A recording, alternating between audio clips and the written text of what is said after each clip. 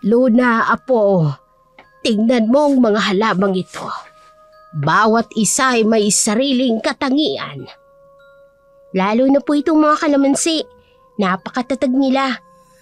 Alam mo, katulad ng bulaklak na ito, ang sampagita, mukhang marupok, pero matatag ang ugat. Matibay ang loob, katulad mo, apo. Oo, lola naman eh.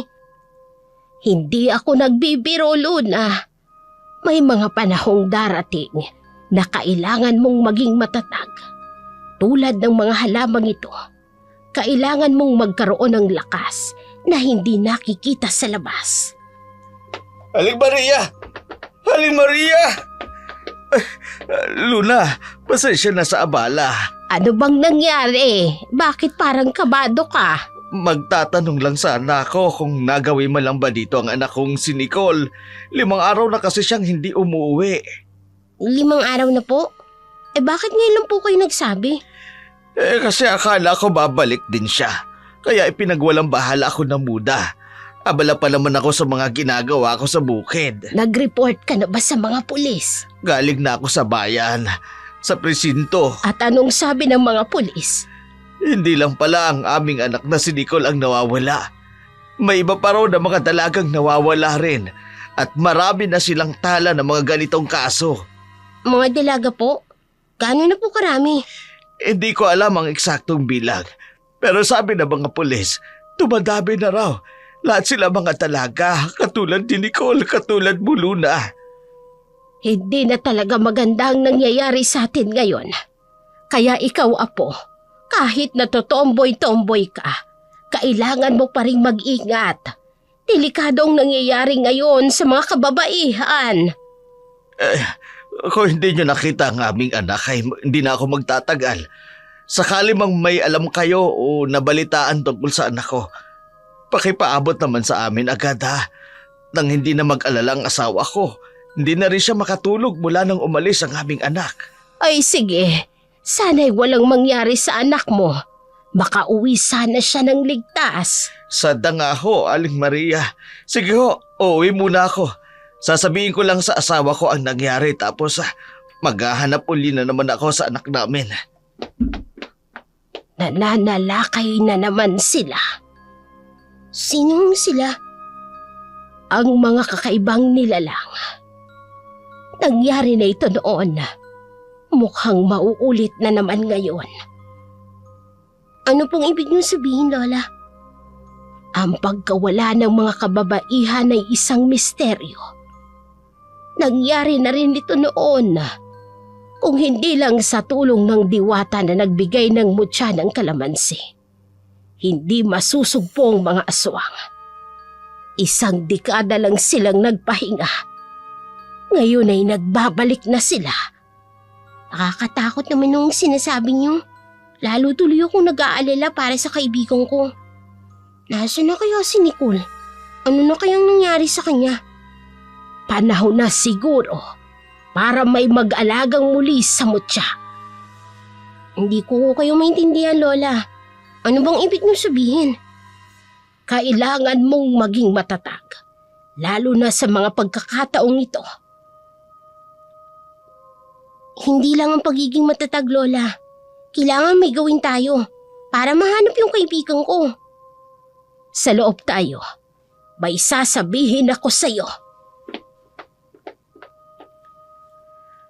Ang isang tahimik at masayang nayo ng San Felipe, kung saan naninirahan ang maglolang Maria at Luna, ay magugulo ang buhay dahil sa banta ng panganib sa kanilang lugar. Hindi maiwasang mag-alala ng matanda sa kanyang apo, lalo na't babae rin ang kanyang apo. Hindi mawala sa isip ni Luna ang sinabi ng amang nawawala ng anak, ang tungkol sa pagkawala nito.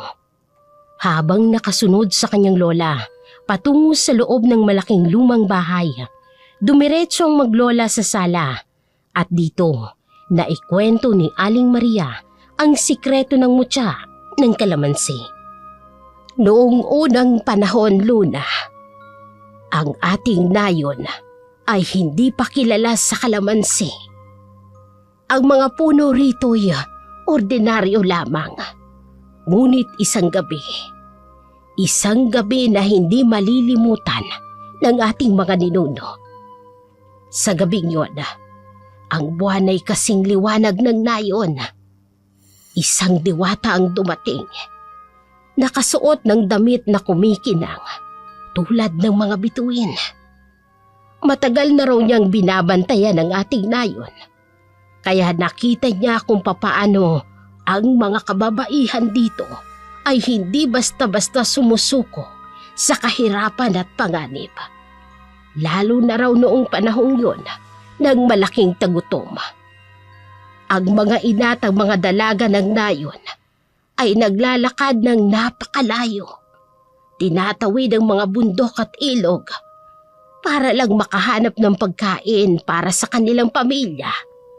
At sa kanilang paglalakbay, maraming masasamang elementong sumubok na manakot at manakit sa kanila. Ngunit hindi sila sumuko. Sa halip, nagkaisang mga kababaihan. Nagtulungan sila na ipagtanggol ang isa't isa. Ang kanilang tibay ng loob at pagkakaisa ang nakaakit sa diwata. Kaya ng gabing yon, lumapit siya sa pinakamatandang babae ng nayon. Ibinigay niya sa matanda ang isang binhi. Hindi ito ordinaryong binhi, kung hindi isang binhing may taglay na mutya. At sa loob ng 9 na gabi, tutubo ang isang puno. Sa punong ito ay may mga bunga. At isa sa mga bungang ito ay may mutya. Isang perlas na nagbibigay ng proteksyon sa sino mang may dalisay na puso at matibay na kalooban. Sinunod ng matanda ang bili ng diwata. At tulad ng ipinangako, sa 9 na gabi, tumubo ang unang puno ng kalamansi sa ating nayon. Mula sa punong ito, nagmula ang lahat ng kalamansi na nakikita mo ngayon sa ating hatin. Nasaan na po yung mutsang yun ngayon, Lola? Yan ang tanong, hindi ba? Hindi lahat ng mutya ay nakikita ng matalo na. Minsan, ang tunay na mutya ay lumalabas lamang kapag may tunay na pangangailangan. Tulad ng mga nawawalang dalaga, pwede po kayang... Nagpatuloy ang kanilang usapan tungkol sa mutya at sa posibleng papel nito sa kasalukuyang sitwasyon. Dahil sa labis na pag-aalala, nagka-interes si Luna sa mutya ng kalamansi. Dahil sa hangarin na makatulong sa mga kababaihang nawawala, lalo ng kaibigan nitong si Nicole. Umabot ng hating gabi ang pagkwento ni Aling Maria tungkol sa mutya ng kalamansi na kinawiwilihan naman ni Luna na pakinggan.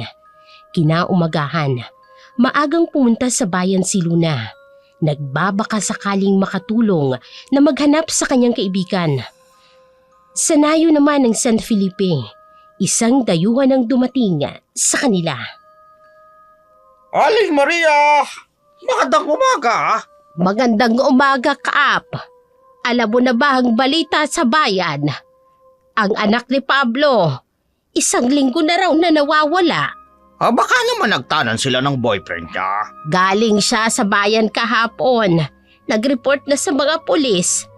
Napag-alaman niya na marami palang kababaihan ang nai-report na nawawala. Abay, lahat puro dalaga.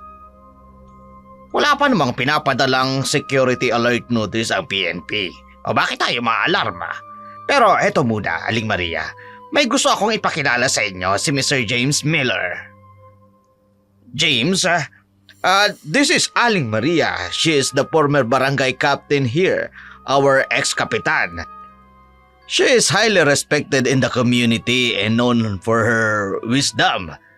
This is her beautiful garden. Good morning, Aling Maria. What a remarkable garden do you have here? Thank you, Mr. Miller. So, what brings you here?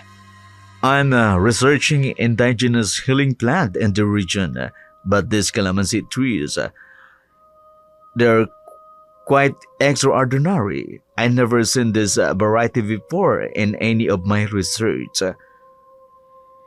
These trees has been with our family for generation. They were passed down from our ancestors. Fascinating. I've heard whisper about something called mucha, something special connected to these calamansi trees. That's just a legend, Mr. Miller. A kwentong bayan. James, Aling Maria is an expert in the local culture. She tell you everything about the legend here. Ay, teka sandali, Kapitan. Ang mga Pilipino pag pumupunta sa Amerika, nagtatagalog ba sila para sa atin? Ay, dapat siyang mag-adjust. Let him try to understand our English. Kahit simpleng salita lang. Nakakaintindi po ako ng Tagalog, Ayun Aling naman pala Maria. Pero hindi lang ho ako mahusay magsalita. Maria, kaya naman pala. Pwede na tayo magtagalog. Ay, mabuti naman kung ganon, Mr. Miller. Kung nakakaintindi ka pala, abay mas madali yon para sa amin. I understand some Tagalog, but I'm not very good at speaking it. Ay, kung ganon, pasensya ka na sa tono ko kanina, Mr. Miller. Pribado lang talaga ang hardin na ito. Kaya hindi kami basta nagpapapasok ng kung sino-sino. I completely understand. But if you ever change your mind, I'll be interested in studying these trees further. Maria, baka naman pwede. Kapitan, may mga bagay na hindi dapat ipinapakita sa lahat. Lalo na kung tungkol sa ating kultura at pamilya.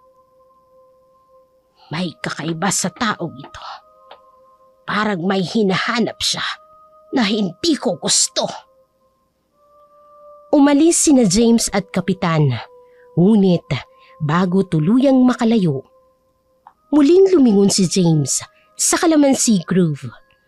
Tumitingin si Maria sa direksyong pinanggagalingan ni James. Hawak-hawak ang isang pendant. Hindi niya maipaliwanag ang kabang nararamdaman niya nang makaharap niyang lalaking dayuhan. Lalo na ang pagka-interes nito sa mga tanim ni Aling Maria. Malakas ang conviction nitong may panganib na dalang lalaki sa kanilang lugar. Ay, talaga ho. Pero kwento lang naman yun. Many breakthrough discoveries started as a local legend, Kapitan. Think of possibilities. Your town could be famous for medical breakthrough. Alam niyo, Mr. Miller, pwede naman po sigurong pwede ko kayong matulungan. Oh, I'm very interested to hear. How? Si Luna kasi, madalas pupunta sa bayan tuwing Sabado. Kasama si Aling Maria sa simbahan. Kung gusto nyo, pwede kayong magsaliksik sa hardin habang wala sila. That would be most helpful. But wouldn't that be an intrusion? Hindi naman po. Para sa ikabubuti naman ng nayon, o di ba? Saka kaunting research lang naman. Wala namang masisira. You're absolutely right. This is for the greater good of San Felipe. Though perhaps it would be best if this arrangement stay between us. Oo naman, Mr. Miller. Pero pangako mo ha, hindi kayo mangunguha ng kahit na ano. You have my own word as a scientist. I only take notes and photos.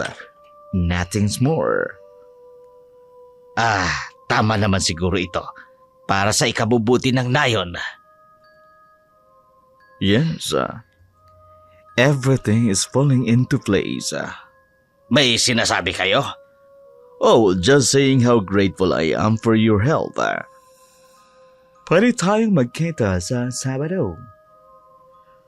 Tumango ang kapitan. Hindi namamalayan ang madilim na ngiti ni James. Mas naging intense ang hangarin ni kapitan na makilalang kanilang nayon, lalo na siyang namumuno sa panahon na yon.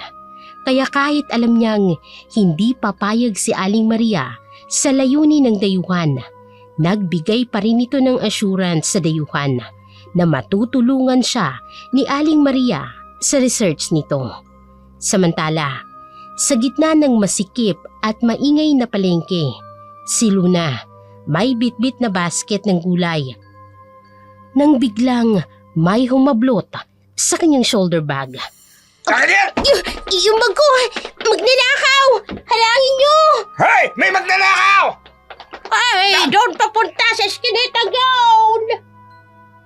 Stop right there!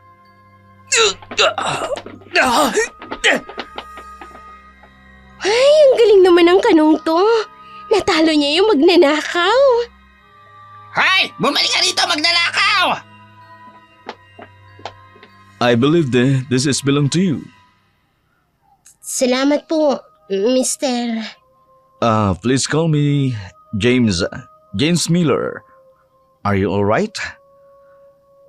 That must have been frightening. Opo. Okay lang po ako. Hindi ko po inaasahan na may mangyayaring ganito sa palengke. The world can be dangerous. Sometimes we need protection or protectors. Nasa palengke rin po pala kayo? Yes. Studying local medical plans. Though I must admit, your calamansi group is the most intriguing specimen I've encountered. Tungkol po pala doon. I understand your grandmother hesitation, but surely you see the value of research, learning the special properties of your group. Pasensya na po Pero dapat po umuwi na ako eh. Naghihintay po kasi sa akin ng lola ko. Oh, of course. But Luna, if you ever want to know more about your group's unique qualities, you know where to find me. May kakaiba talaga sa kanya.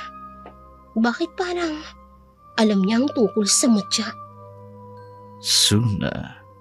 Soon, Luna. Very soon. Everything is going according to the plan. Nagmamadali nang umuwi si Luna matapos maibalik sa kanya ang ninakaw na bag. Hindi niya napansin ang ngiting asong pinakawala ni James Miller habang nakatingin sa kanya na papaalis. Pagdating niya sa kanilang bahay, agad niya namang naikwento sa kanyang lola ang kanyang napansin sa dayuhan. Natagalan ka, apo. May nangyari po kasi. Anong nangyari? Nahablot po yung bag ko nung magnanakaw, lola.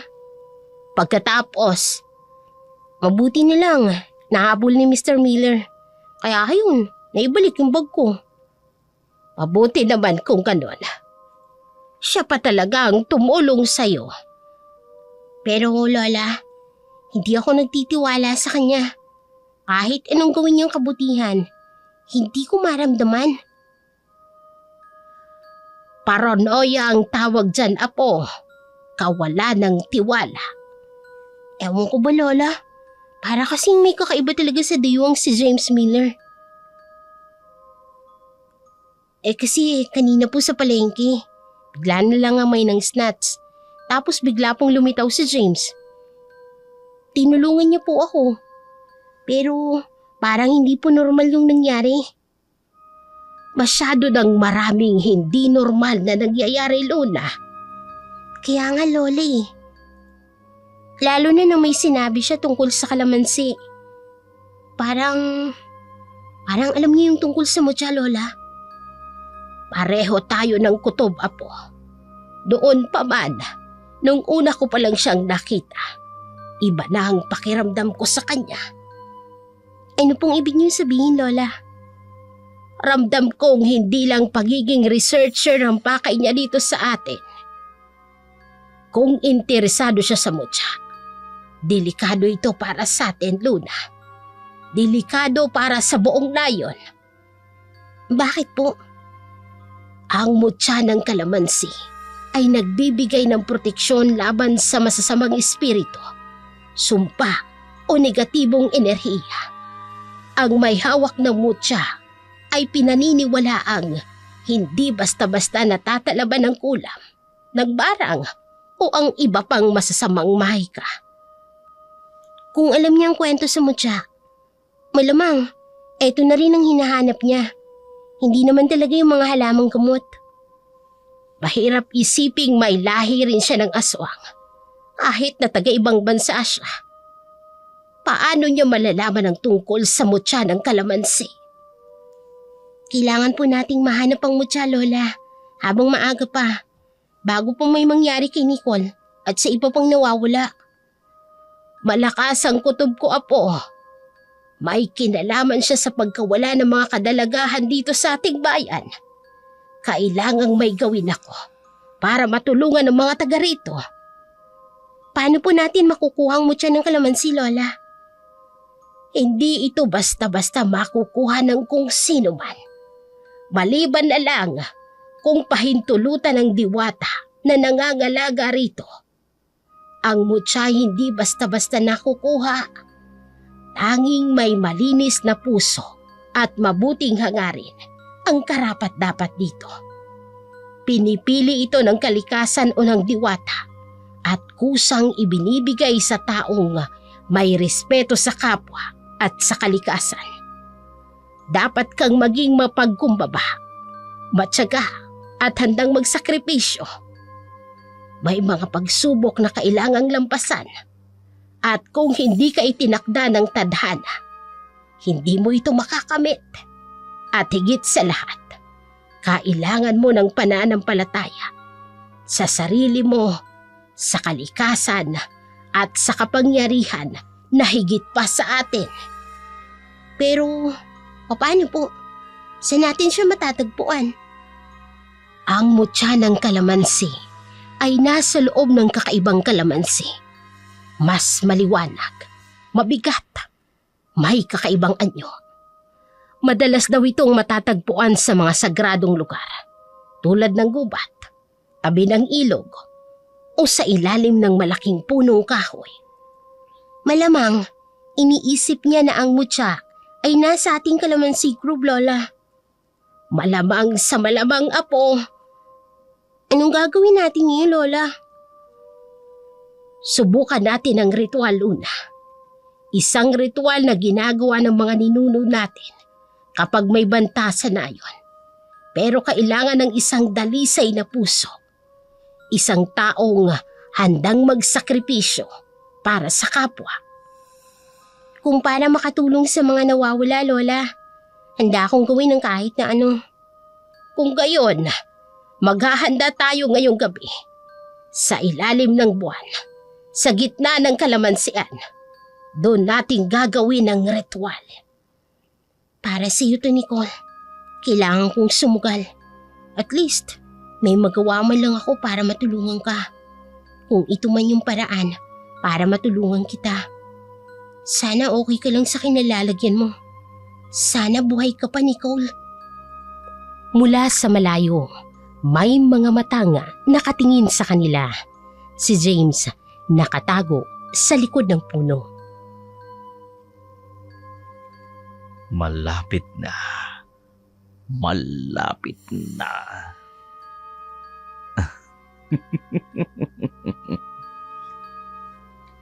Habang mabilis na itinataboy ng hangin ang mga ulap sa kalaliman ng gabi, ganoon din ang tensyon na nararamdaman ng maglola habang naghahanda sa ritual na kanilang gagawin. Habang abala ang kanyang Lola Maria sa paghahanda, napansin niya ang lalaking si James Miller na umaali-aligid sa kanilang kalamansi. Sa madilim na bahagi ng hardin, tanging ang liwanag ng buwan ang nagbibigay liwanag sa paligid. habang si Luna ay nagtatago sa likod ng malaking puno ng kalamansi. Ikatlong gabi niya nang pabalik-balik dito Mula dito sa aking kinatatayuan, hindi niya napapansin na nakatingin ako sa kanya. Malalaman ko rin ang sikreto mo, James Miller.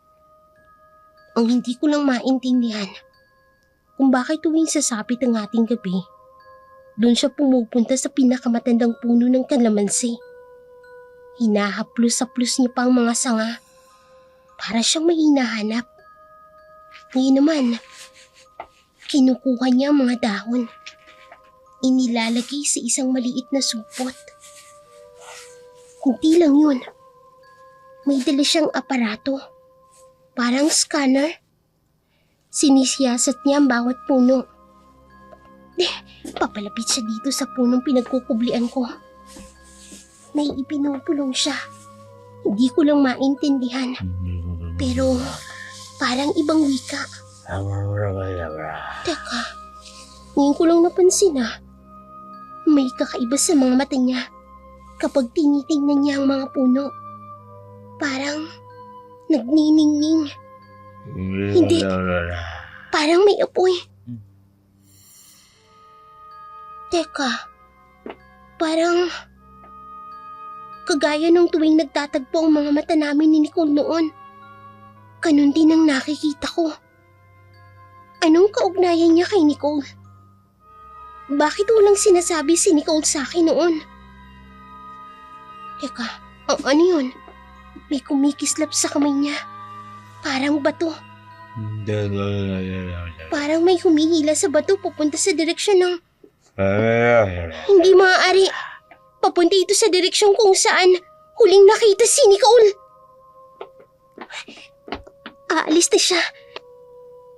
Pero, bakit may mga ngiti sa labi niya?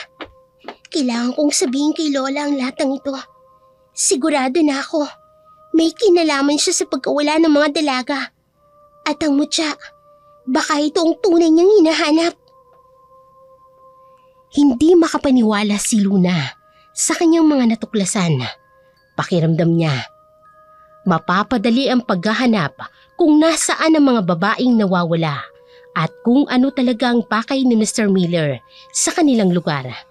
Mula sa kanyang kinatatayuan, nagmamadali siyang pumasok sa loob ng kanilang bahay upang ikwentong natuklasan tungkol kay James sa kanyang Lola Maria. Lola, nakita ko po si James dun sa Kalamansi Group. Anong ginagawa niya doon? 3 gabi na po siyang pumupunta ron. Binabantayan ko po siya. May hinahanap siya, Lola. Anong nakita mo, Apo? May dala siyang aparato. Scanner yata yun. Tapos, sinisiyasat niya ang bawat puno. Kinukuha niya yung mga dahon, tapos inilalagay sa supot. Para siyang nag-iipon. Trespassing ang ginagawa niya. Lola, pero palalampasin natin. Makuha lang natin ang tunay niyang pakay. Basta alam nating may kakaiba sa kanya. Kailangan nating matiyak kung ang mutya pa rin ang pakay niya. Opo, Lola. May nakita rin po akong bato sa kamay niya. Kumikinang po. At parang may humihila dito papunta po sa direksyon po kung saan huling nakita si Nicole. Kaya pala. Ano po, Lola? Luna, Apo. Hindi ordinaryong dayuhan si James Miller. Noong unang kita ko pa lang sa kanya, naramdaman ko na. Sino ba talaga siya, Lola? May mga nilalang, mga engkanto na nagnanais ng kapangyarihan ng mutya. Noon pa man, pinapahanap na nila ito. Pero hindi nila ito makuha dahil ang mutya ay para lamang sa mga dalisay na kalooban. Hindi kaya, Lola? Oo, yun din ang naiisip ko. Maaaring si James ay isa sa kanila at ang mga nawawalang dalaga, ginagamit niya siguro para mahanap ang mutya. Kaya lamang sa isang banda, dayuhan siya. Panigurado akong hindi siya kasamahan ng mga itim na nilalang noon noong unang panahon. Pero sa mga ikinikilos niya, walang pinagkaiba sa mga naunang nagka-interes sa mutya. Isa pa, Lola. Parehong mga mata nila ni Nicole. May apoy. May kakaibang ningning. Wala na tayong panahon, Apo. Kailangan nating gawin ang ritual ngayong gabi bago pa mahuli ang lahat. Sabihin niyo lang po kung anong gagawin ko, Lola. Makinig kang mabuti, Luna. Ang ritual na ito, ginagawa ng ating mga ninuno para tawagin ang diwata. Pero may kapalit ito. Kahit na ano, Lola, gagawin ko. Para sa mga nawawalang dalaga. Para kay Nicole. Magsisimula tayo sa pagsikat ng buwan. Tandaan mo, Luna, kapag nagsimula na tayo, wala nang atrasan. Kung ipagkaloob sa'yo ng diwata ang mutya, isaalang-alang mong mabibigat na responsibilidad na papasanin mo sa iyong balikat. Sa loob ng kalamansian, sa likod ng malaking bahay, isinagawa ng maglolang Maria at Luna ang kanilang ritual. Sa ilalim ng pinakamatandang puno ng kalamansi, maingat nilang inilatag ang bilao ng may alay na prutas, bulaklak, kandila at isang maliit na mangkok ng gatas. Tahimik na nagdasal si Maria habang si Luna, nakaluhod sa tabi niya, ay nagmasid at sumunod sa ginagawa ng kanyang lola. Ang simoy ng hangin ay biglang naging malamig. At ang mga dahon ng kalamansi ay bahagyang gumalaw sa kabila ng katahimikan ng gabi. Ilang oras silang naghintay, ngunit walang kakaibang nangyari. Unti-unting nanlamig ang gatas sa mangkok at ang kandila ay patuloy na natutunaw hanggang sa tuluyan ng namatay ang mga ningas nito. Napabuntong hiningang maglola habang si Luna ay halatang nanghihina dahil sa antok. Tahimik nilang itinapon ng mga alay at bumalik sa loob ng bahay. Pagdating ng kanilang silid, mabilis silang nakatulog, hatid ng malamig na simoy ng hangin na dumadaan sa bintana. Sa kalaliman ng gabi, ikatlong ganting o tinatawag na third watch. Sa pagitan ng alas 12 ng hating gabi hanggang alas 3 ng madaling araw, nangyaring isang bagay na hindi inaasahan ni Luna sa kalaliman ng kanyang antok. Luna! Luna! May tumatawag. Isang tinik. Napakaganda. Luna! Hindi ko mapigilan ng mga pako.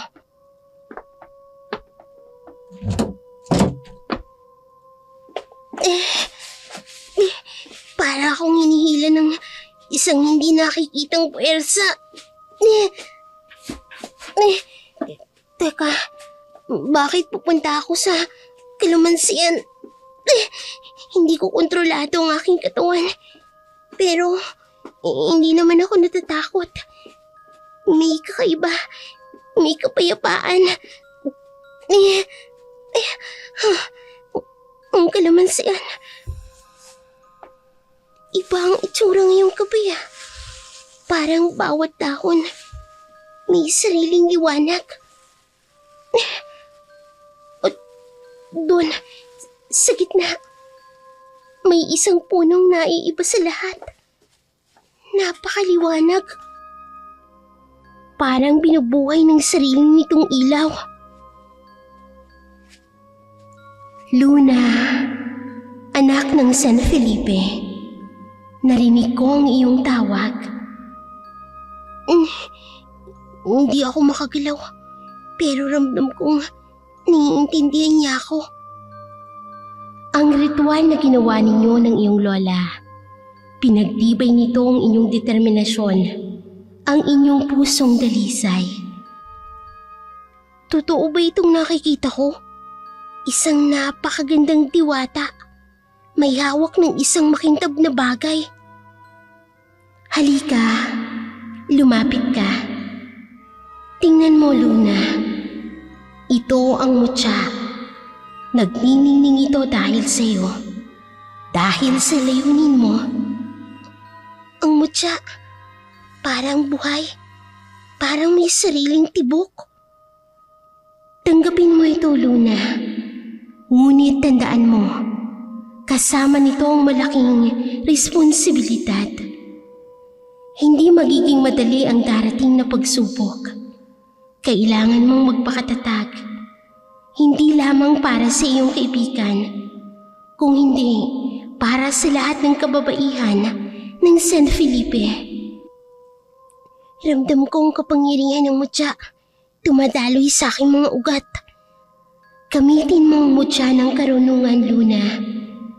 May mga puwersa, tulad ng mga tao, na gagawin ng lahat para makuha ito. Pero tandaan mo, ang tunay na lakas ng mutya ay nasa puso ng gumagamit nito. Unti-unting nawawala ang liwanag. Naririto lang ako, Luna, sa tuwing kailangan mo ko, sa bawat ihip ng hangin, sa bawat patak ng hamog, at sa bawat bunga ng kalamansi. Teka, sandali!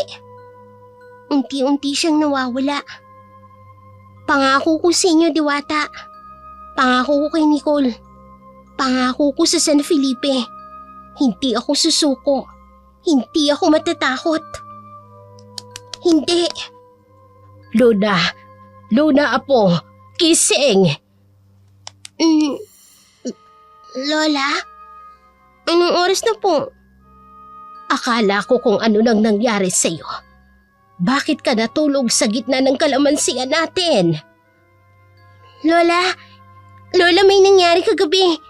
Ang Diwata, binigyan niya ako ng mutya. Luna Apo, huli na ang lahat. Hindi, Lola. Totoo ang lahat. Tingnan niyo ito, oh. Ito ang... Nasa ng mutya sa liko.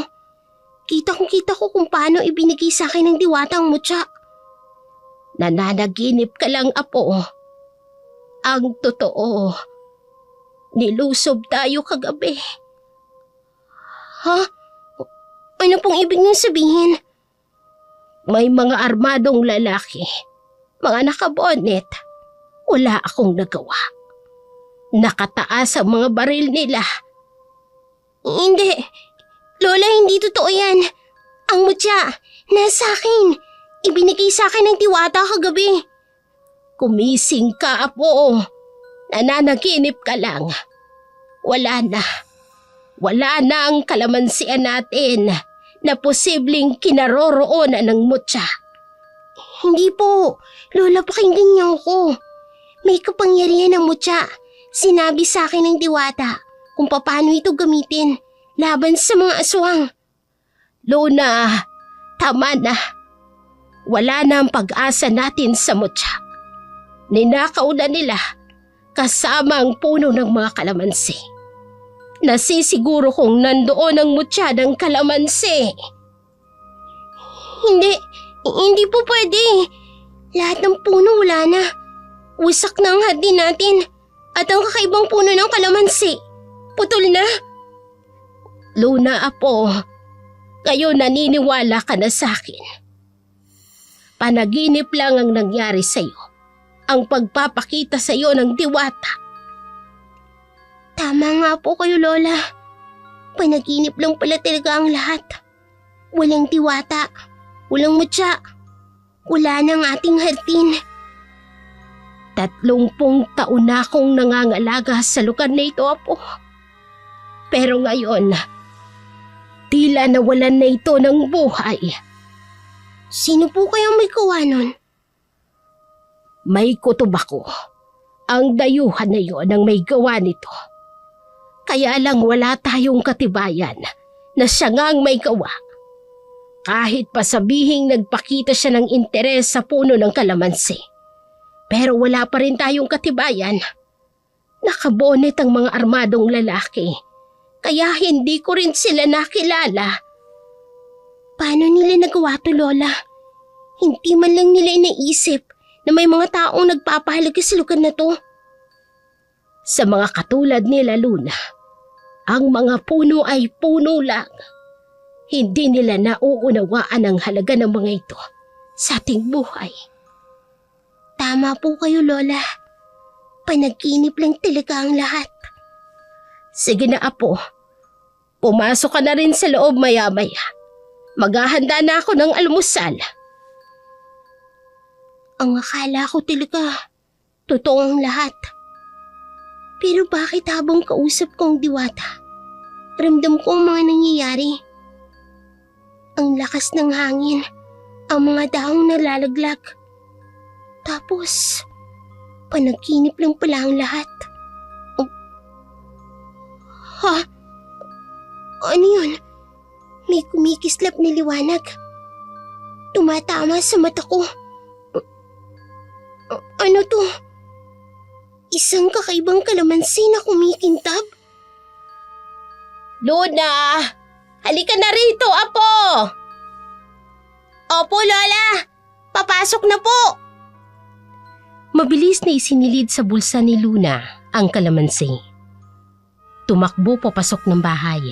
Bagamat sinira ng mga hindi nakikilalang lalaki ang kanilang kalamansi group, pero hindi pa rin nawawalan ng pag-asa si Luna. Lalo pat sariwa pa sa kanyang isipan ang sinabi ng diwata kung paano mapapaningas ang agimat ng mutya ng kalamansi. Hindi niya rin makalimutan ang sinabi ng kanyang lola tungkol sa tunay na kapangyarihan ng mutya. Wala sa mutya talaga kung hindi sa pusong dalisay na may hangaring tumulong. Kaya nabigo man siya sa mutya ay hindi pa rin siya susuko na hindi mahanap ang kaibigan at mailigtas sa mga taong kumuha rito. Samantala, kinahapunan, dumating ang tatay ni Nicole upang ibalita na isa na namang dalaga ang nawawala mula sa isang barangay ng kanilang bayan. Aling Maria! Aling Maria! Oh, bakit? May balita ka ba tungkol kay Nicole? Wala pa rin po. Pero may natuklasan ako sa kabilang barangay. Anong natuklasan mo? Kanina habang naghahanap ako, napadaan ako sa Doña Clara. May nakausap ako mag-asawa. Nawawala din yung kanilang anak at dalaga rin. Kailan nawala? Kagabi pa daw, si Rosa, kaedad labang ni Nicole at estudyante rin. Alam niyo ba ang kakaiba? Ano yun? Bago siya nawala, may nakakita raw sa kanyang kasamang isang puting lalaki tulad nung huling nakasama ni Nicole. James Miller. Aling Maria, ano bang nangyayari? Bakit puro dalaga ang nawawala? Bakit parang may sistema ang lahat ng pagkakawala? Huwag kang mangamba. Hanggat hindi nakikita ng mga pulis ang katawan ng mga nawawalang kadalagahan, huwag kang mawawala ng pag-asa. Manalangin kang huwag pababayaan ng Diyos ang anak ko.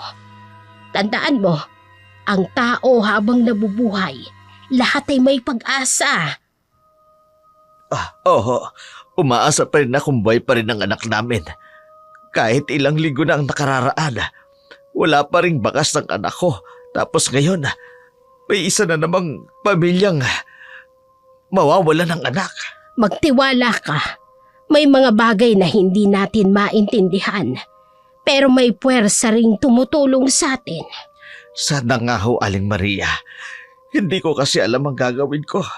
Pati ang asawa ko nagkakasakit na dahil sa labis na pag-aalala. Pangako ko, tutulong ako. Gagamitin ko ang impluwensya ko. Noong ABC President pa ako ng mga barangay kapitan ng bayan, hihingi ako ng tulong sa kanila. Baka may balita sila kung nasaan si Nicole. Salamat po, Aling Maria. Kahit hindi na kayo ang kapitan sa ating nayon, gusto pa rin ang pagtulong mo sa amin. Lumapit ka na ba kay kapitan? Oo, pero parang baliwala lang sa kanya. Nakakasakit nga ng kalooban. Kasi iniisip niya na malandi ang anak ko. Baka nagtanan lang daw. Pero hindi ganon ang pagkakakilala namin sa anak namin. Naniniwala ako sa'yo. Gagawa ako ng paraan para matulungan kang mahanap ang anak mo. Sige ho, babalik ako sa paghahanap. Baka may makita ng baka sa mga pulis. Kung may matuklasan kayo, Aling Maria, kahit ano man ho, pakitawagan lang ako ha. Hindi na makakain ng asawa ko, hindi na rin makatulog. Oo, ipinapangako ko. Ay, malapit na. Kailangan ng kumilos ni Luna bago pa may sumunod na biktima. Walang silbi. Walang kwentang kapitan. Nakatayo lang sa opisina. Nagpapaganda ng pangalan. Habang nawawala ang mga kadalagahan ng San Felipe. Kung noon pa lang ay nakinig na sila sa akin. Kung hindi lang dahil sa perang ipinamumudmod noong eleksyon. Ay, ganyan talaga. Sa halip na piliin ang may kakayahan, pinili nilang may pera.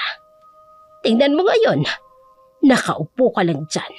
Panay ang depensa sa mga dayuhang yon. Harap-harapan ang nawawalang mga kababaihan, pero wala pa rin ginagawa.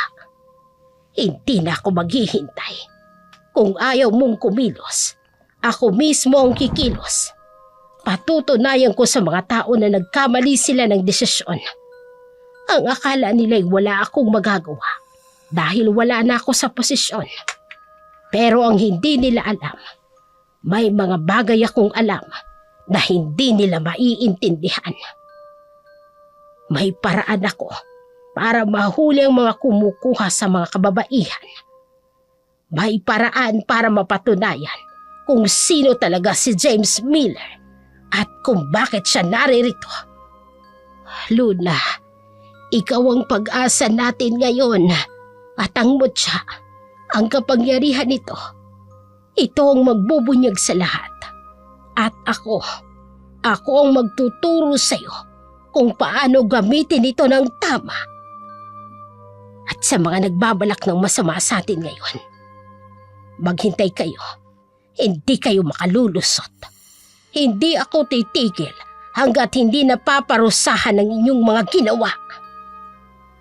Sa isipan ni Aling Maria, nabuo ang isang plano ng pag-iimbestiga sa nakausap ni Nicole.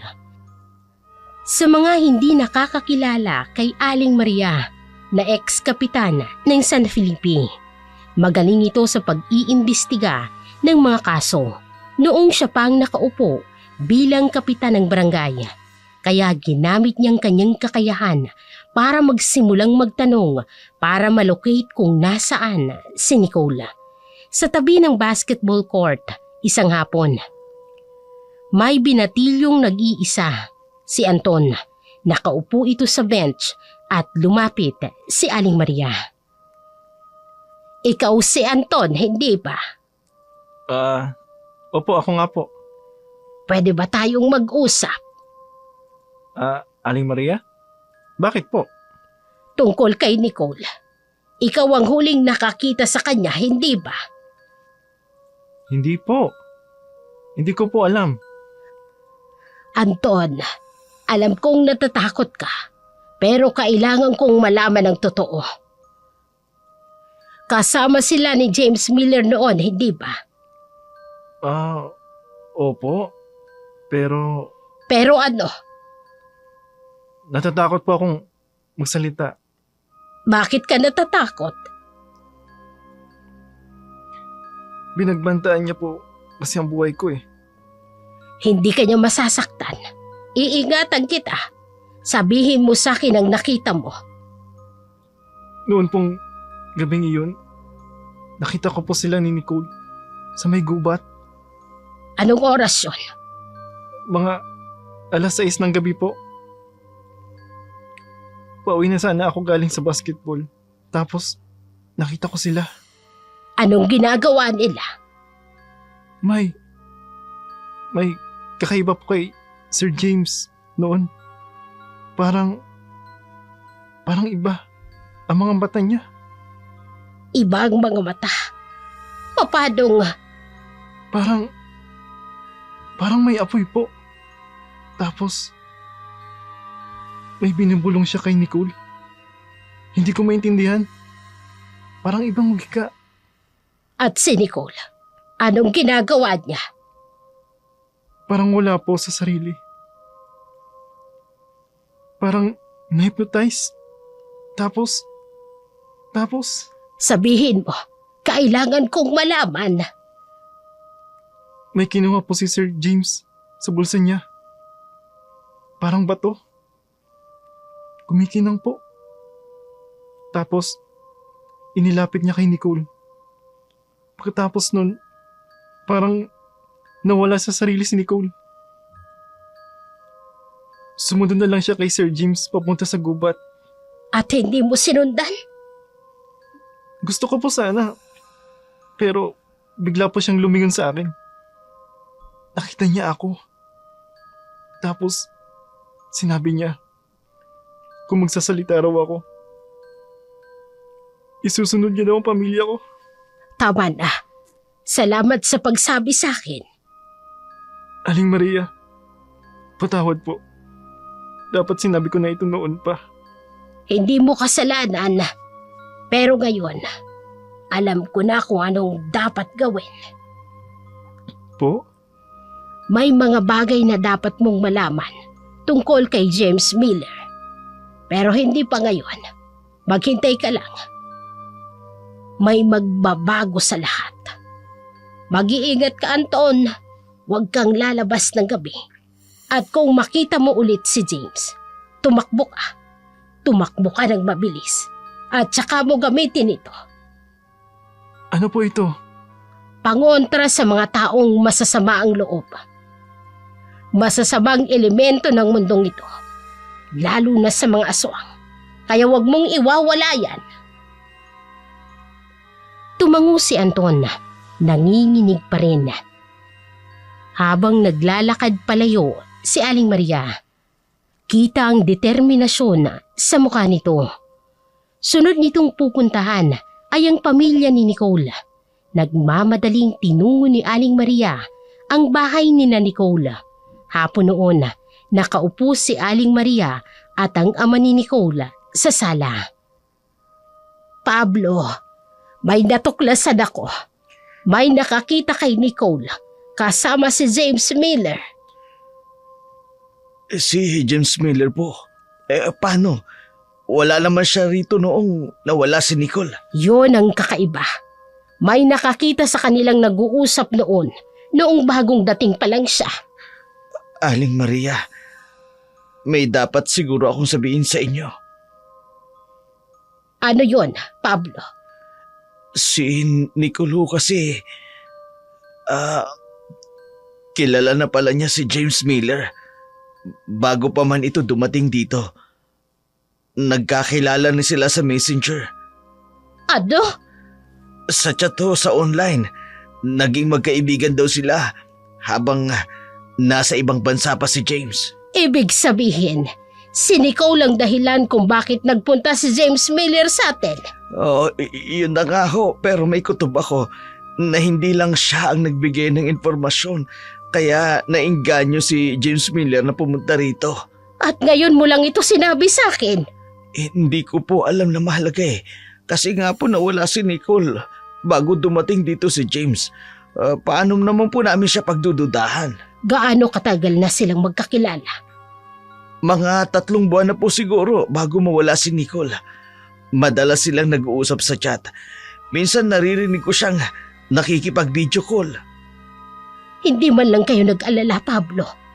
Hindi man lang kayo nagtaka kung bakit biglang interesado ang isang dayuhan sa inyong anak. Magaling po kasi siyang makiusap. Sabi niya researcher daw siya. Interesado sa mga local culture natin. Si Nicole, masaya siyang may nakakausap na galing sa ibang bansa. At pagkatapos, Pablo, Isang araw sinabi ni Nicole na pupunta raw dito si James para mag-research. Excited pa nga siya Kung alam ko lang. at noong dumating siya, nakita mo bang nag-usap sila? Hindi, pero may nakakita raw. doon sa may palengke. Pagkatapos doon, hindi na namin siya nakita, hindi na siya umuwi. Pablo, hindi ba ninyo nakikita? Plinano niya ito bago pa siya dumating. Alam niya na ang target niya. Pero bakit? Ano ang pake niya kay Nicole at sa iba pang mga babaeng nawawala? May mga bagay na hindi kayang ipaliwanag ng normal na pag-iisip, Pablo. Pero iisa lang ang sigurado. Ano yun? Si James Miller. Hindi siya sa kung sinong akala natin. At ang ating mga anak, ang inyong mga anak, hindi lang basta nawawala. May kumukuha sa kanila para sa isang layuning mas masama pa sa ating inaakala. Aling Maria, ano bang ibig niyong sabihin? Pablo, kailangan nating umaksyon bago pa may sumunod na biktima. Kailangan nating tutukan si James Miller. May kinalaman siya sa pagkawala ng anak mo. Yun ang dapat nating malaman at makuna ng ebidensya. Kung anong ginawa niya sa mga babae. Anong kaugnayan nito sa pagiging researcher niya? Kailangang i-report natin ito sa mga pulis. Sige ho, ako na gagawa niyan. Mag-iingat kayo, Pablo. Kung makita niyo si James, huwag kayong magpapakita na may alam kayo. Delikado siya. Mas delikado pa sa inaakala natin. Muling nabuhayan ng pag-asa ang pamilya ni Nicole na mahahanap pa ang kanilang anak. Palaisipan sa kanila kung anong ginawa ni James Miller sa kanilang anak. Bakit bigla na lamang itong nawala ng parang bula? Sa kabilang dako naman, sa isang abandonadong bodega sa gilid ng gubat, gabi, maraming nakakalat na mga bunga ng kalamansi sa sahig. Si James, galit na galit at naglalakad pabalik-balik. Kailangan ko mahanap iyon bago magkabilugan ng buwan. Kung hindi, mawawala ng saysay ang lahat ng sakripisyo at pagpapanggap. Sino yan? Lumabas ka! Wala. Hindi maaari ito. Hindi maaari. Dapat sa kalamansi na ito pinipiga. 7 dalaga ng dinala natin. 7 tagapag-alaga ng kalamansi. Pero wala pa rin ang mutya. Hindi maaari. Alam kong nandito yon. Nararamdaman ko ang kapangyarihan nito. Hindi ako maaari magkamali. Mauubos ang mga bungang ito. Mauubos ang ating oras. Hindi maaaring mabigo ako. Hindi ngayon. Hindi nyo ba nauunawaan? Kapag hindi natin nahanap ang mutya, mawawala ng saysay ang lahat. Ang mga sakripisyo, ang mga ritual, lahat ng aking pinaghandaan sa loob ng napakaraming taon. Kayo mga munting tagapag-alaga, may isa ba sa inyo nakakaalam? May isa ba sa inyo? Sa inyong pamilya na may hawak ng mutya? Magsalita kayo! James? Kailangan ko mahanap yun bago magkabilugan ng buwan. Kung hindi, mawawala ng saysay ang lahat ng pagsasakripisyo. Sino yan?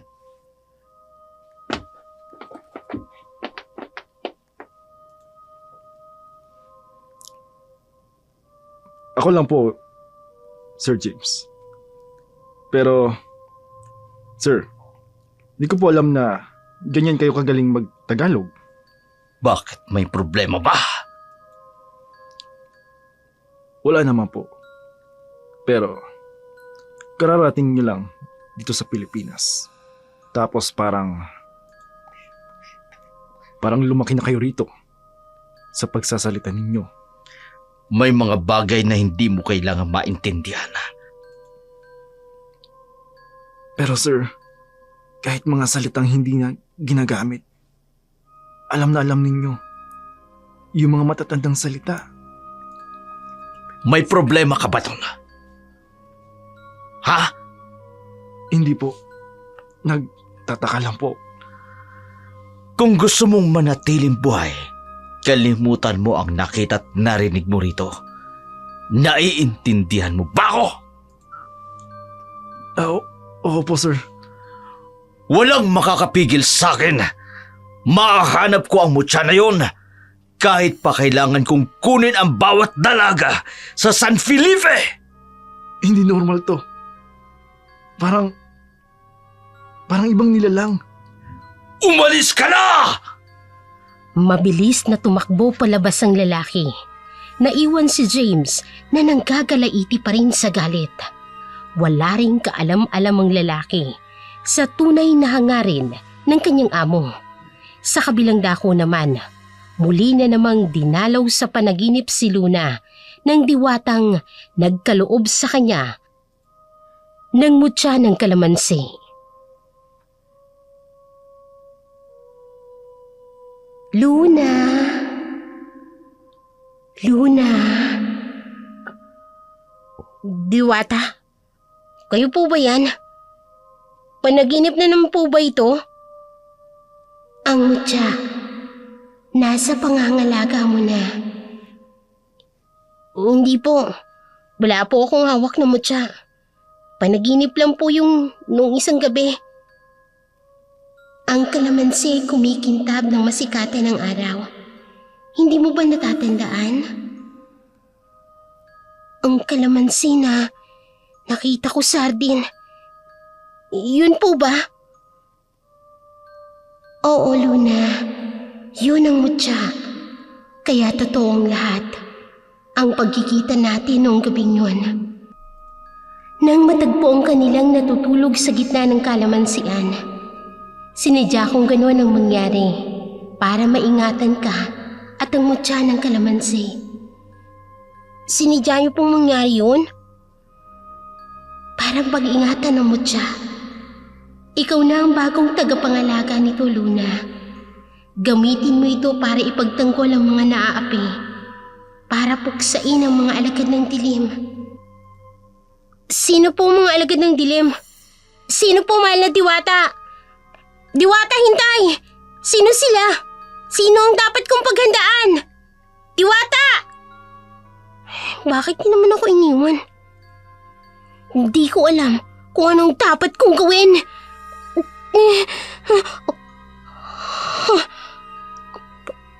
Panaginip. Panaginip na naman. Ang kalamansi, dapat kong tingnan kung totoo nga. Hihiwain ko ng tahan-tahan ng kalamansi. Bagamat panaginip, pero ramdam ko naman na parang totoong diwatang nakausap ko.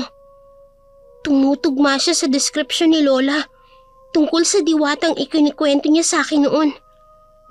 Eto yung kutsilyo. Hihiwain ko ang kalamansi.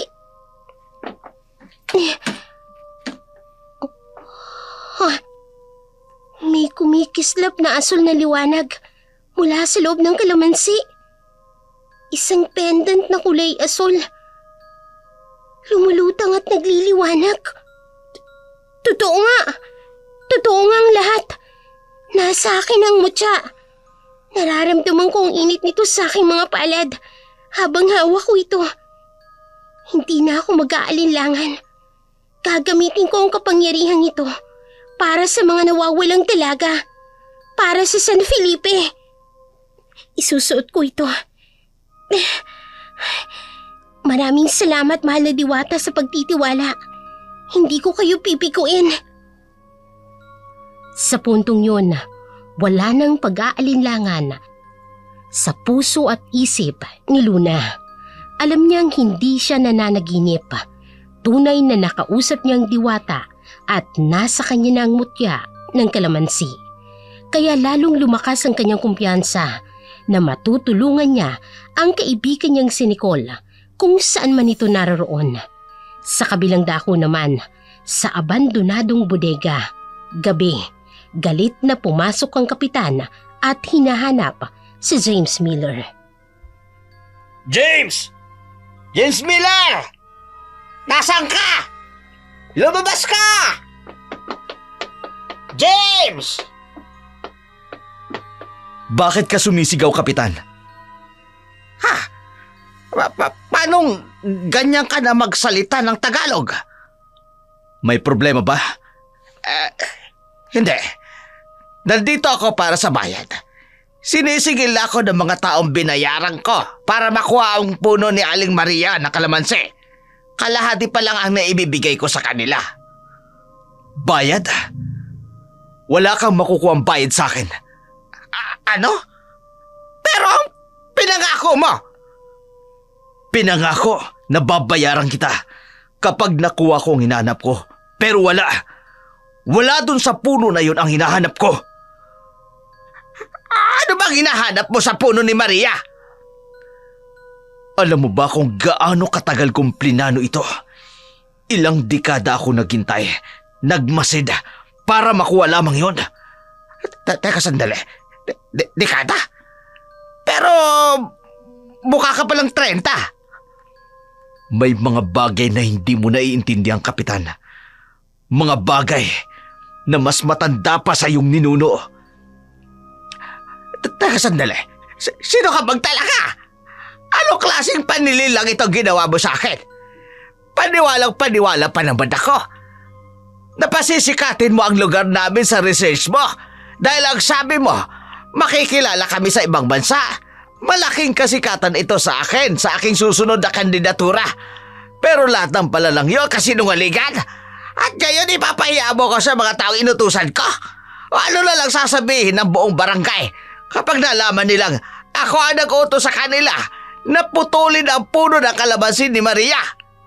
Sino ka bang talaga? Ngayon mo tinatanong yan. Ngayon lang, matapos mong ipagkanulo ang mga kababayan mo dahil lang sa silaw sa pera at katanyagan. Hindi ko alam na may masama kang balak. Akala ko talaga researcher ka. At apam ka talaga. Pero hindi pala. Scammer ka. Napakadali mong lukuhin.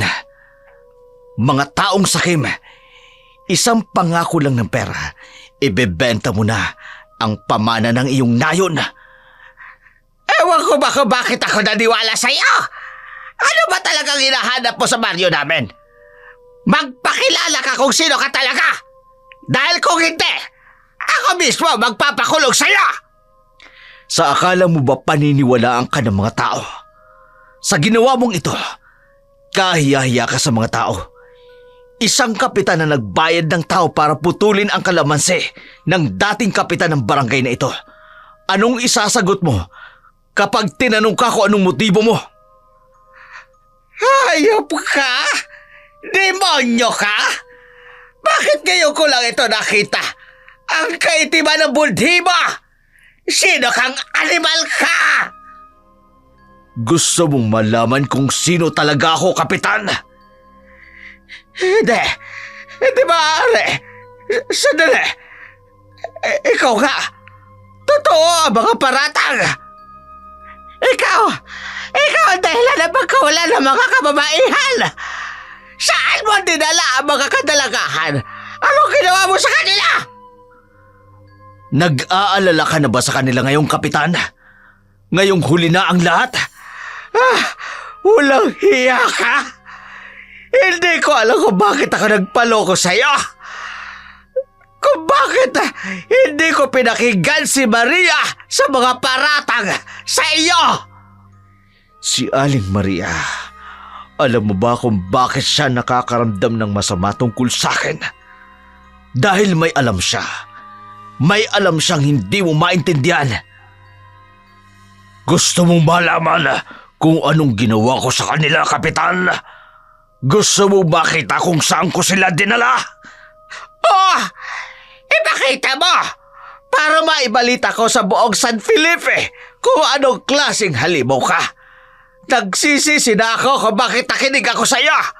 Kung bakit ko pinaniwalaan ang mga pangako mong pera at katanyagan. Pero hindi pa huli ang lahat. Pagbabayaran mo ang ginawa mo. Pagbabayaran mo! Kapitan, nakalimutan mo na bang ikaw ang tumulong sa akin? Ikaw ang nagbigay sa akin ng daan para makarating ako rito. Tama! Sasabihin ko ang lahat. Sasabihin ko ang lahat ng nalalaman ko sa'yo! Hindi ka na makapagsasalita ng kahit na ano dahil magiging kasama ka nila.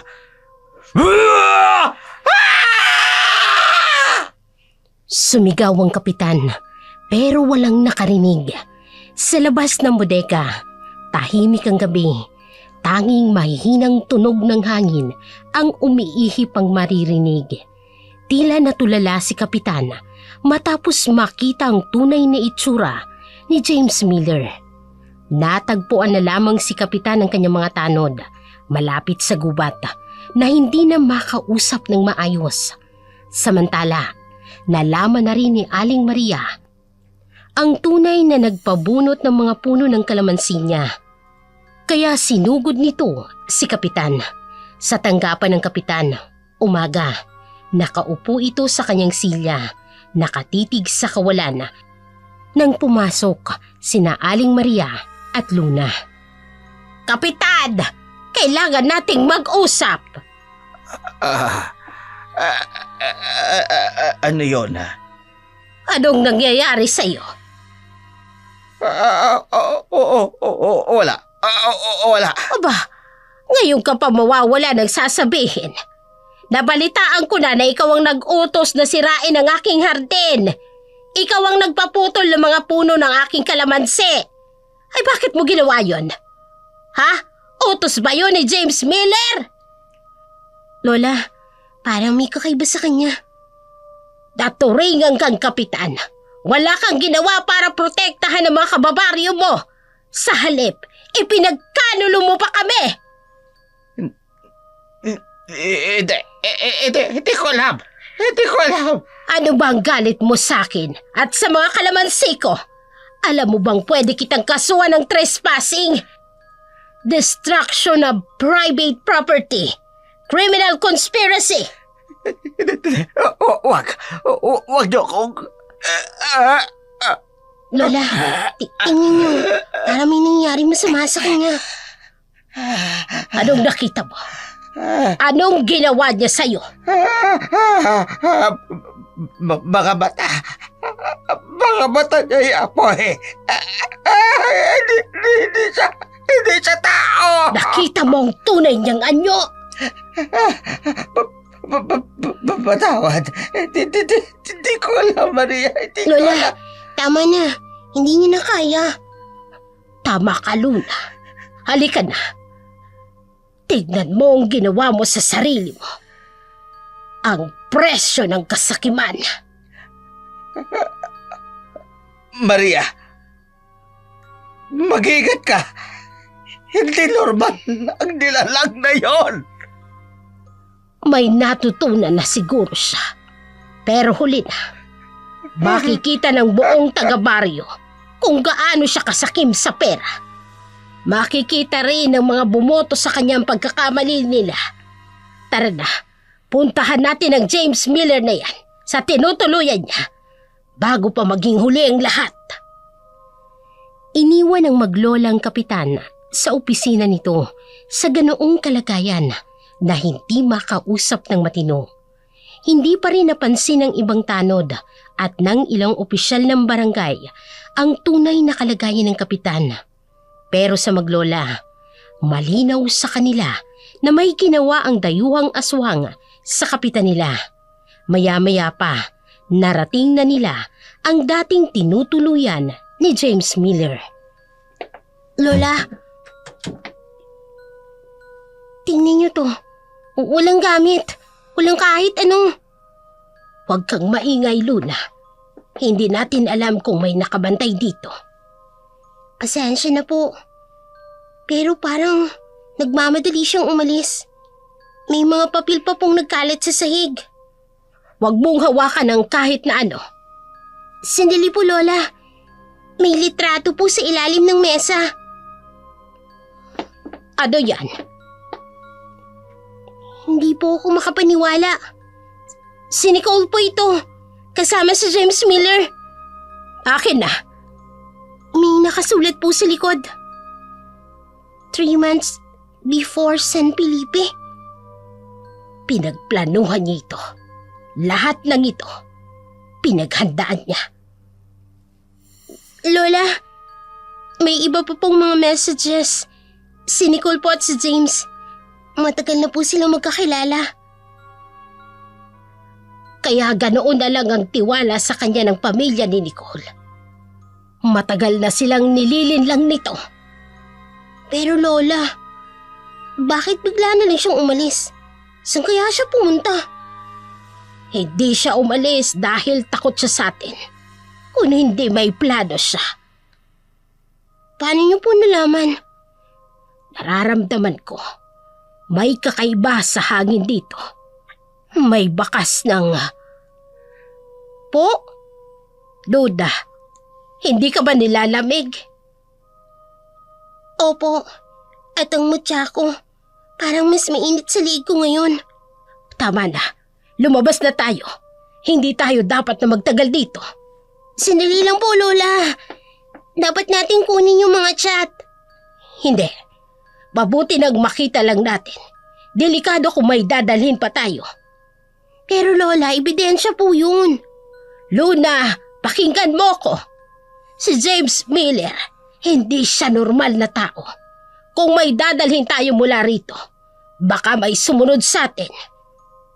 Ganun po ba siya katalino? Hindi lang talino ang pinag-uusapan natin dito.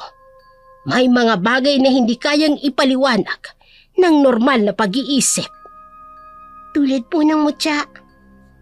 Oo, at tulad ng tunay na pagkatao ng James Miller na yan.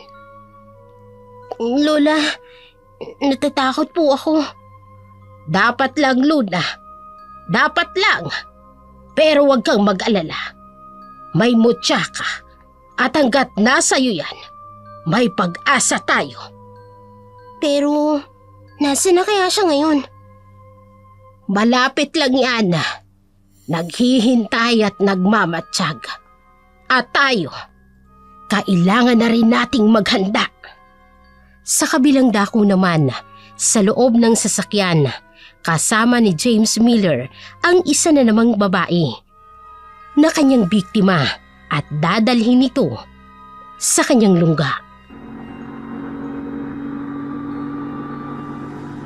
Sinungaling?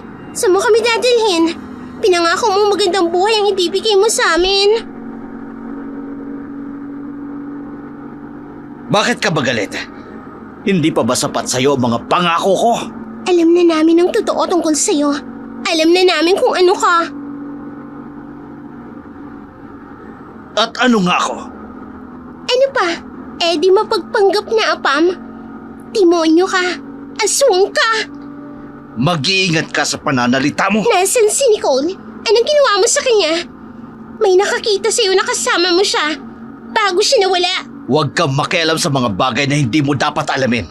Hindi ako natatakot sa'yo. Aswang ka. Timonyo ka. Pakawalan mo na kami. Gusto mong malaman ang nangyari kay Nicole? Pwede kitang isunod sa kanya. Malalaman ang lahat ng tungkol sa'yo. Hindi ka na makaliligtas. Tumahimik ka!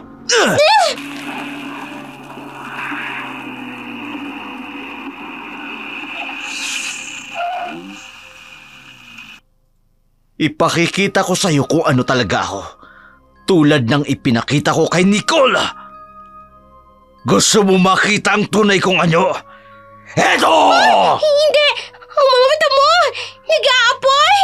Nagsisimula pa lang! Hindi! Tulungan niyo kami! May aswang dito! Demonyo! Tulong! Oh, Diyos ko! Ang mukha Hindi niya! na ako kailangan magkunwari. Hindi ko na kailangan magpanggap.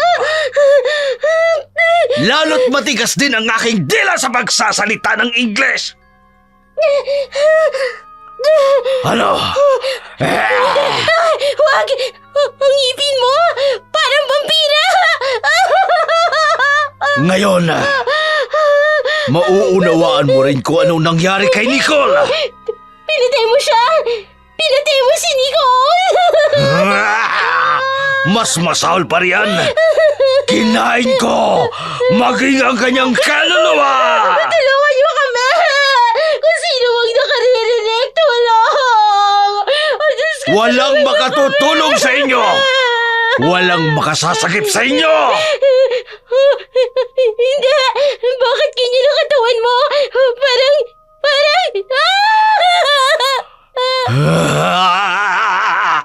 Nakikita nyo ba ito? Ito ang tunay kong anyo! Ito ang tunay na mukha ng James Miller! At ngayon, oras na para sumali kayo kay Nicole sa aking koleksyon. Mga kaluluwang ninakaw ko! Ang tunay na mukha ng kadiliman ay nalantad sa hindi inaasahan. Sa kabilang dako naman, sa bahay ng maglola, may nabalitaan sila tungkol sa mga nawawalang dalaga. Luna, nabalitaan ko na.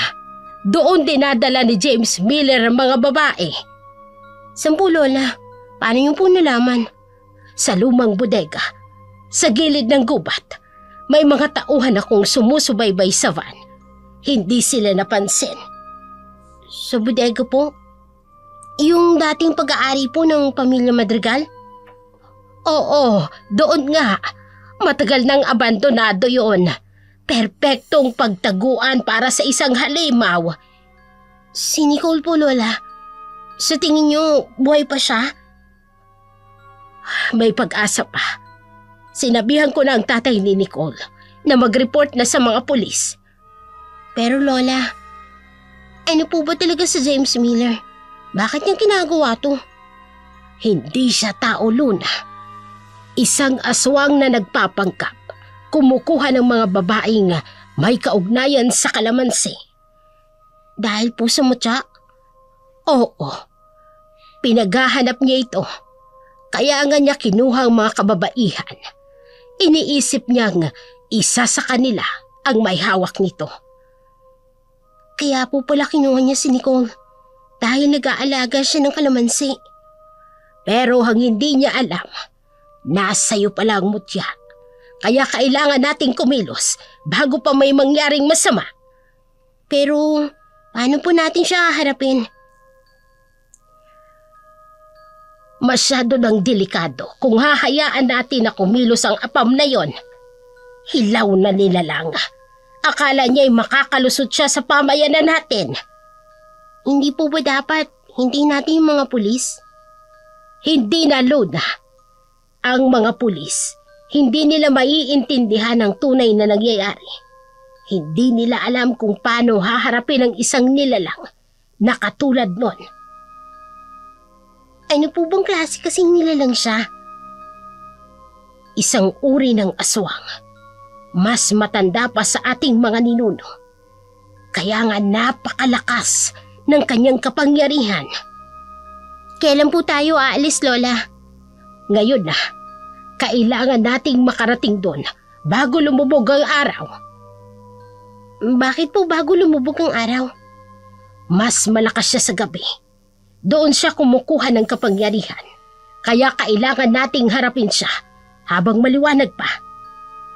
Alam ko pong lubhang mapanganib ito, Lola. Pero kailangan natin silang iligtas. Tama ka, Apo. At tandaan mo, hindi ka nag-iisa. Kasama mo ko at ang mutya. Ang kapangyarihan ng ating mga ninuno ay nasa iyo na. Walang pag-aaksaya ng oras. Iminungkahi ni Maria na kailangan nilang pumunta sa lugar na yun bago pa may masamang mangyari. Nanginginig ang kanyang boses habang sinasabing baka mailigtas pa nila si Nicole at ang iba pang biktima mula kay James Miller. Ramdam ang pangamba sa bawat segundong lumilipas. Alam nilang ang bawat sandali ay mahalaga sa pagliligtas sa mga kababaihan mula sa masamang balak ni Miller. Lola, yun na po ba yung bahay? Oo. Tingnan mo kung gaano kadilim ang paligid. Kahit tanghali pa. Hindi po normal yun, ano? Parang may sumpa. Lalo na ang mga puno sa paligid.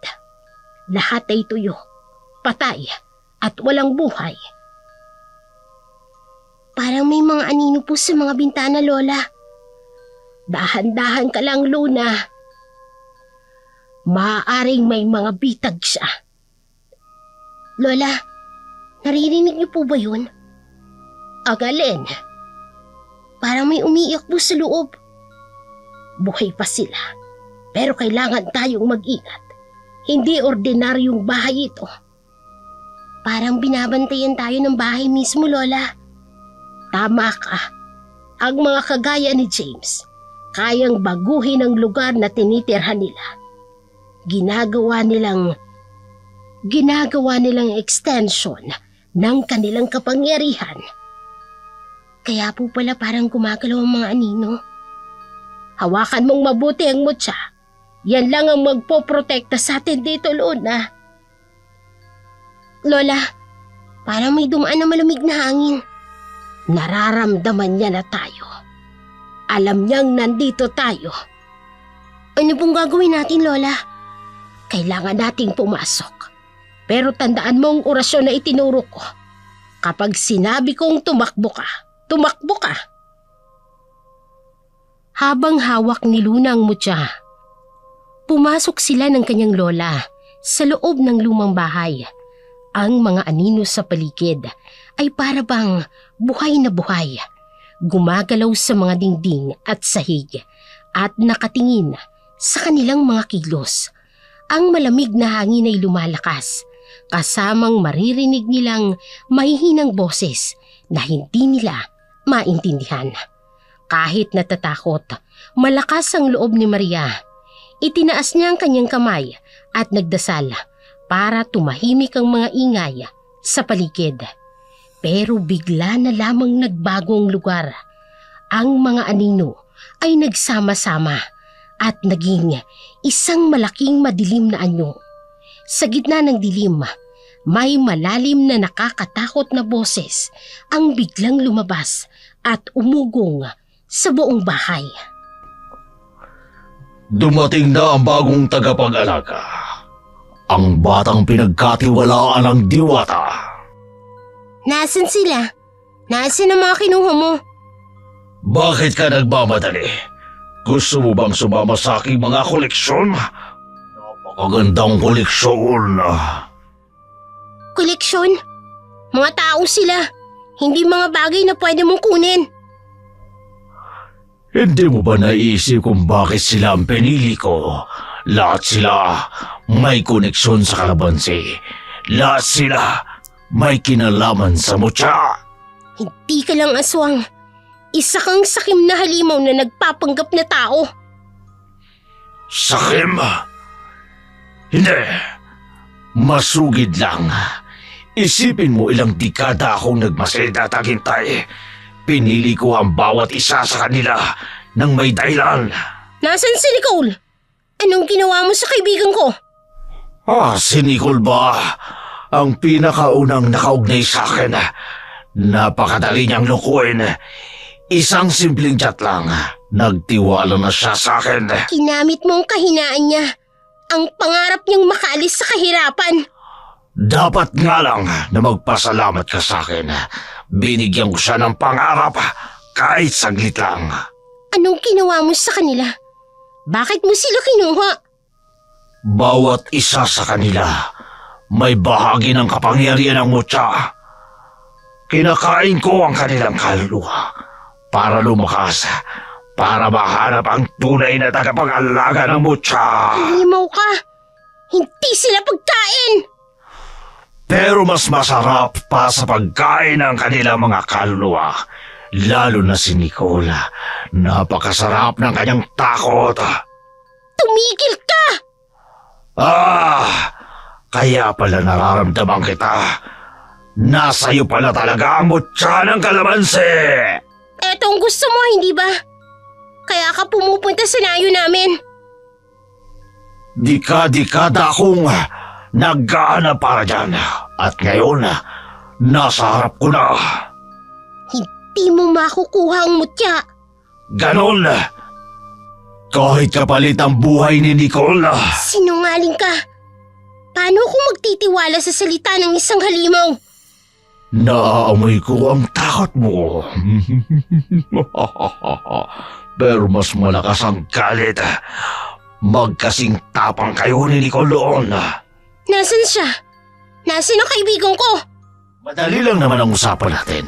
Ang mutya, kapalit ang buhay ni Nicole. Simple lang, hindi ba?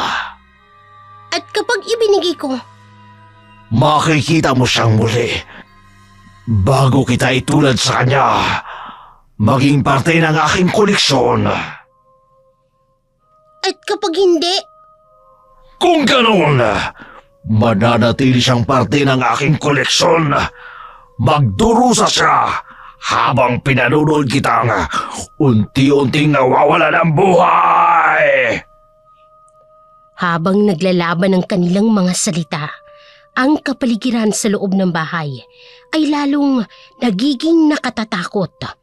Ang anino ni James ay tila lumalaki, yumayakap sa bawat sulok ng silid, at ang malamig na hangin ay tila bumubulong ng mga lihim na hindi kayang maunawaan ni Luna. Ang mutya sa kanyang mga kamay ay nagiinit, nagpapahiwatig ng kakaibang enerhiya. Ngunit sapat na kaya ito? Tila bumigat ang hangin at ang mga mata ni James ay nagliyab. Puno ng kapangyarihang hindi pangkaraniwan. Sa bawat hakbang niya, papalapit kay Luna, ang lupa ay parang umuuga. Habang ang mga anino ay nabubuo sa hugis ng may nakakakilabot na nilalang. Ngunit bago pa maabot ni James si Luna, itinaas niya ang mutya, hinigpitan ang hawak nito, at sa boses na nanginginig, ngunit puno ng determinasyon, inusal niya ang orasyon na natutunan mula sa kanyang lola. Sa ngalan ng tiwata, ihayag ang tunay na anyo! Alam mo na pala ang orasyon, pero napakahina pa rin. Ano ka ba talaga? Mas matanda ako sa mga ninuno ng inyong ninuno. Hindi mo maunawaan ang aking kapangyarihan. Pigilin ang kasamaan ng aswang! Mahina! Napakahina! Ganyan ba ang kaya ng mutya? Hindi! Hindi ako susuko! Ganon. Akala mo ang munting mutyang yan ay kayang tumalo sa kapangyarihang pinag-aralan ko ng daang-daang taon? Palayain ang kaluluwa! Tumigil ka! Hindi! Hindi ako papayag! Nakikita mo na, wala kang laban sa akin. Ibigay mo sa akin ang mutya! Hindi! Hindi kita hayaang manalo! Tingnan mo kung gaano ka kahina, tulad ng kaibigan mong si Nicole. Si Nicole! Oo, ganito siya noon. Lumalaban hanggang sa mawala ng lakas, hanggang subuko. Hindi ako susuko! Hindi! Tingnan mo! Unti-unti nang nalalaglag ang mutya sa iyong kamay. Hindi mo na kayang labanan! Pakawalan mo ako! At ngayon, sa wakas, makukuha ko na ang mutya. At ikaw, magiging bahagi ng aking koleksyon kasama si Nicole! Habang unti-unting nalalaglag ang mutya mula sa kamay ni Luna, isang matinding liwanag ang biglang sumilay mula sa kanyang paligid. Ang kanyang huling lakas ay sumanib sa mutya.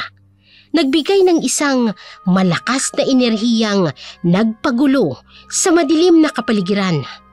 Isang sigawang narinig. Hindi mula kay Luna. Biglang hinampas ni Maria ng kahoy si James.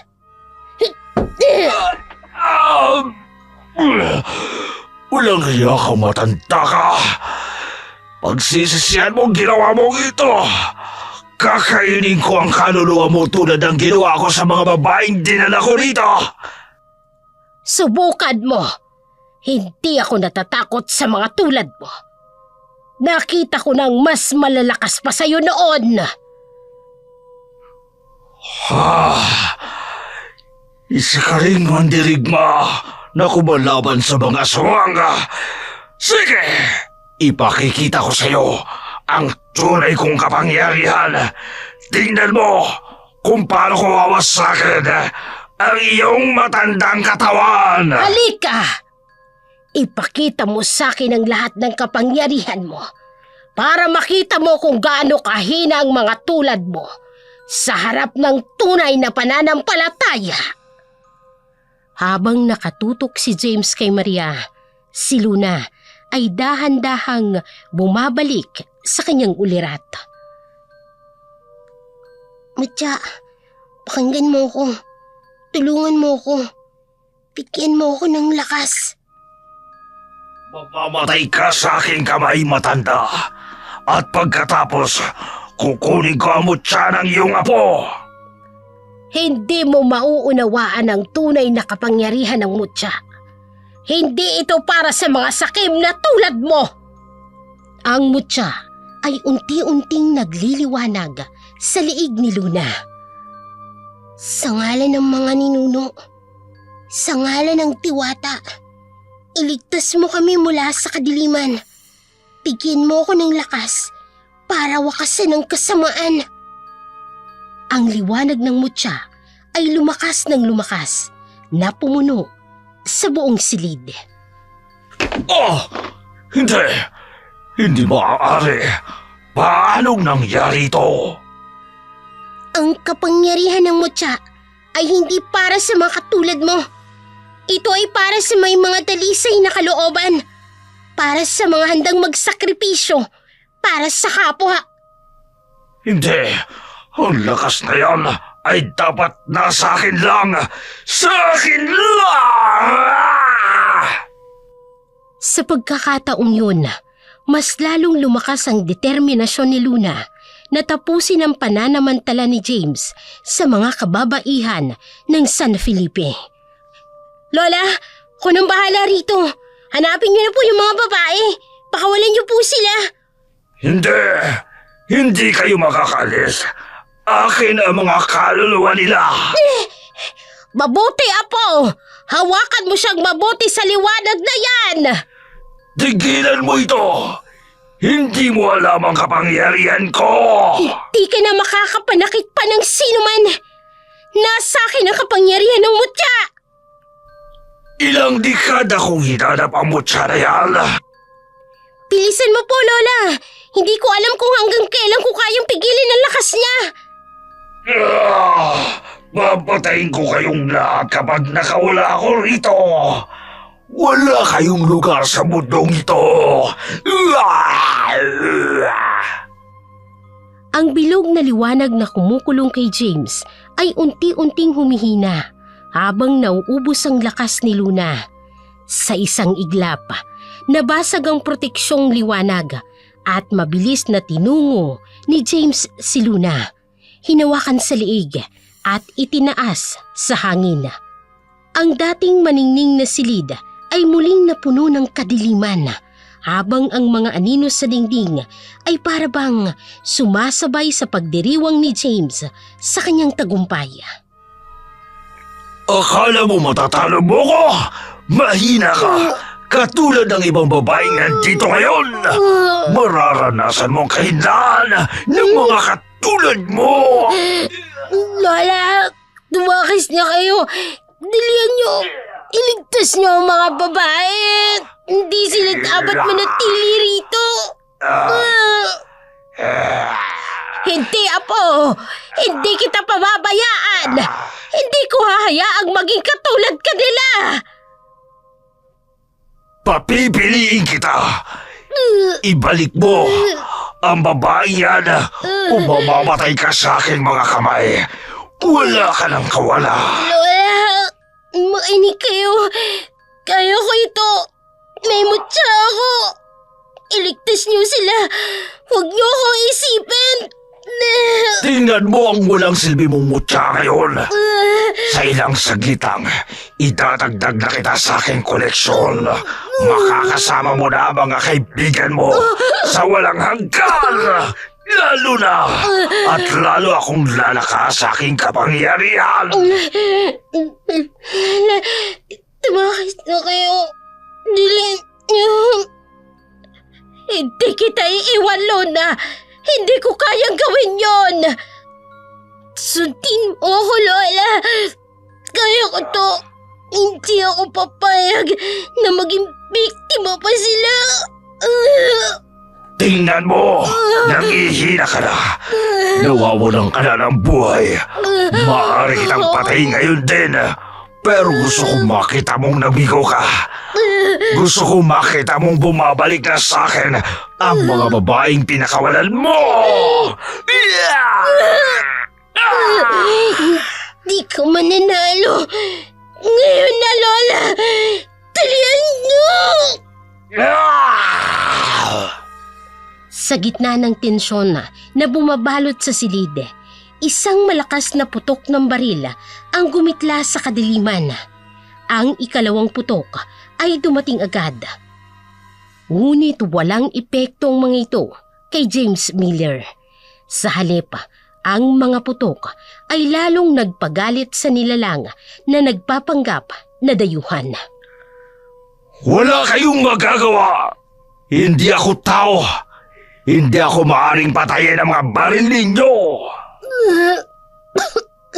Lola! Luna! Mga hangal! Tingnan ninyo kung paano ko kayo papatayin. Ang inyong tagapag-alagay papatayin ko rin! Biglang may makamandag na liwanag ang bumalot sa lugar. Bitiwan mo ang tagapag-alaga ng mutya. Masamang nilalang. Hindi. Hindi maaari. Ikaw! Huwag kang matakot, Luna. Naririto ako. Hindi.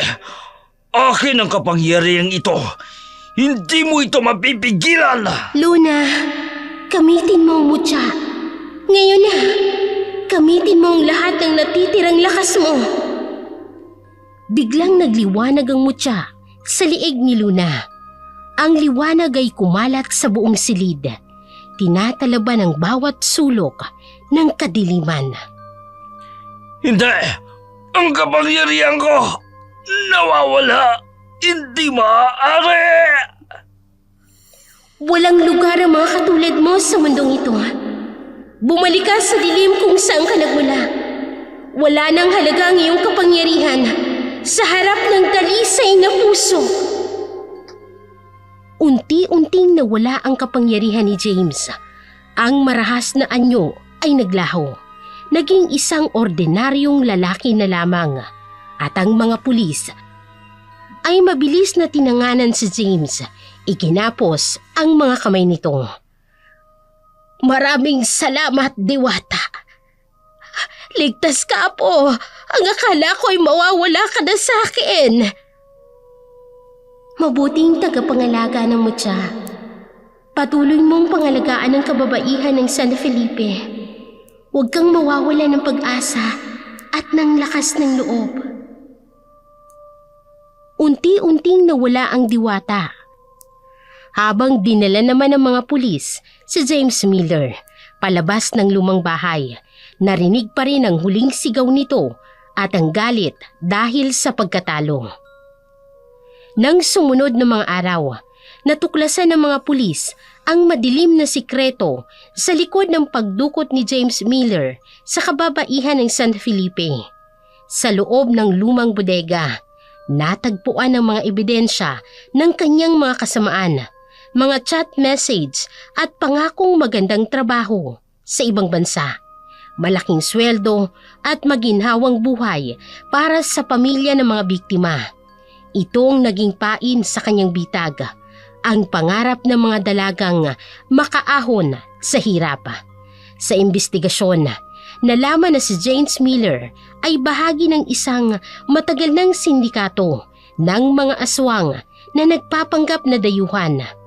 Ginagamit nilang social media para makipag-ugnayan sa mga kababaihan at kadalasan ay nagmumula sa mahihirap na pamilya.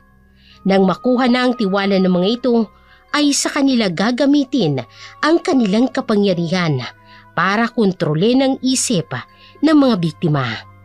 Ang mga babaeng nadukot ay dinadala habang nakatali sa isang madilim na silid sa loob ng bodega. Dito ginagawa ni James ang kanyang ritual. Kinukuha ang kaluluwa ng mga babae at kinakain ito. Sa pag-aakalang sa ganitong paraan ay matatagpuan niyang tagapag-alaga ng mutya. Ang bawat kaluluwang kinakain niya ay dumaragdag sa kanyang kapangyarihan. Ang mga babaeng nawawala ng kaluluwa ay nagiging parang mga wala sa sarili. Walang malay, walang emosyon at ganap na kontrolado ni James. Si Nicole ang naging unang biktima. Nalinlang siya sa mga pangako ni James ng scholarship sa ibang bansa. At ang iba pang mga babae ay nainganyo sa mga pangakong trabaho sa ibang bansa, negosyo at magandang kinabukasan.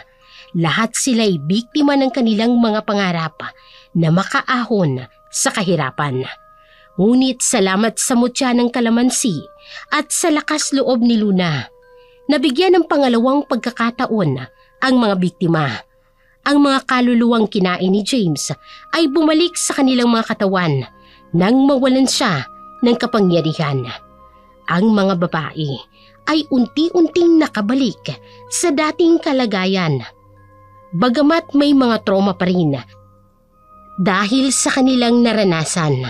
Sa tulong ng mga pulis at ng lokal na pamahalaan, nakatanggap ng counseling at suporta ang mga biktima at ang kanilang pamilya.